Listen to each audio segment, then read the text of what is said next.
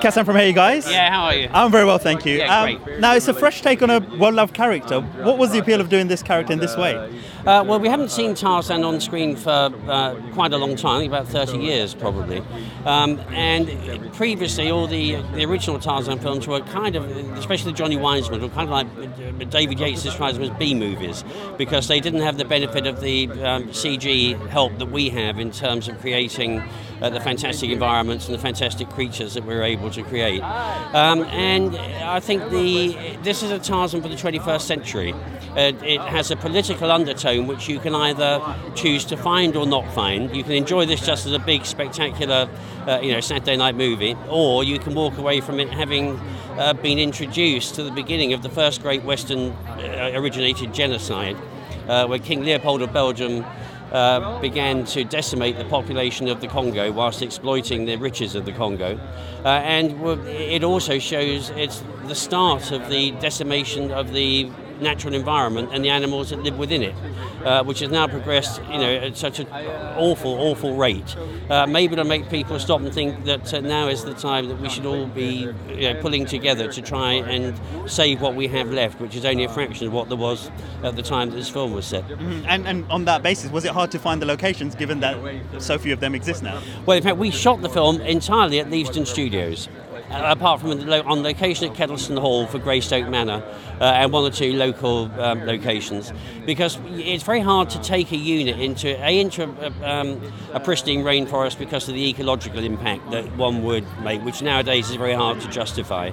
There's no infrastructure, and when you get in the forest you can't see anything because it's untamed, it's wild, and it's kind of there. And so Stuart Craig, our three-time Oscar winner, and I don't know how many times he's been nominated for Academy Awards, built a romanticised version of a real rainforest that allowed us to have depth and scope and scale within the sets, so that David could stage whatever action we needed to stage without feeling sort of completely hemmed in by wildlife. We then went, David, before I joined him, had scouted the Gabon, which is the most beautiful, unspoilt place, home to the African forest elephant, one of the largest surviving populations, the African forest elephant, and just fantastic scenery. And so at the end of the shoot, we sent our DOP, Henry Braham, and a helicopter unit who spent 5 to 6 weeks in the Gabon shooting background plates for, we have Rom's boat steaming up the river. It's actually on the back lot at Leavesden, but you would never know it when you see the film itself. Yeah, I certainly didn't pick that up. So no, one of the joys is actually Henry, our DOP, started life as an aerial cameraman. So when he went in the helicopter, he knew exactly what it was he was looking for to match his own work, rather than very often they're two different people. And so, clever as they might be, there's sometimes a little bit of a disconnect, but not this time. Sure. One of the elements you mentioned about having a modern version of it is the telling of Jane, a modern version of the character, I guess. How important was it to bring that forward? Well, I think Margot would never have played the part had she just been the old-fashioned damsel in distress.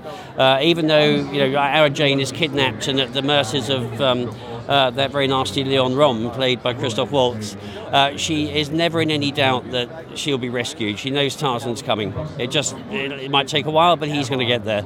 And she's feisty, and she stands up to her captors, and she doesn't sort of take a lot from anybody. So it's really important. Excellent. And finally, was it important to get the Tarzan yell in as well at some point? I think, well, it's such an iconic part of the Tarzan story, and it's very hard. I tried to talk David into having it on camera, and we tried it, and actually it looked a bit ridiculous. But we had to have it, so we have it twice in the film, just off camera.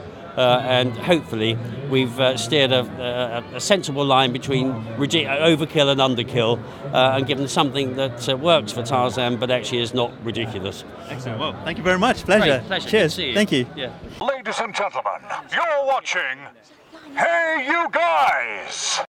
Hey, you guys, huh? Hey, you guys. Is that from the Goonies? It is indeed, yes. Nice. Hey,